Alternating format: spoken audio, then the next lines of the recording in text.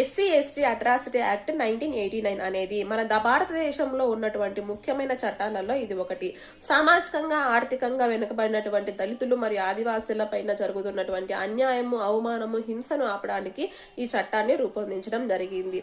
ఎవరైనా ఎస్సీ లేదా ఎస్టీ మీద దాడి జరిగిన, దోపిడీకి గురి చేసిన, వారి భూమిని లాక్కున్న, వారిని కులం పేరుతో దూషించిన, వారి మహిళల పైన దాడులు జరిగిన, వారిని దోపిడీ చేసుకున్న వారికి ఈ చట్టం కింద కఠినమైన శిక్షకు అర్హులు అని.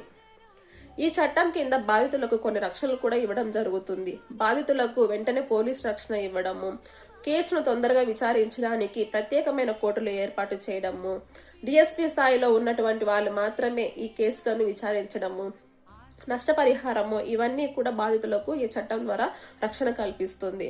ఈ చట్టం ఒకటే చెప్తుంది, ఎవరు కూడా ఎవరిని కులం పేరుతో దూషించకూడదు, కులం పేరుతో అవమానానికి గురి చేయకూడదు అని చెప్తుంది.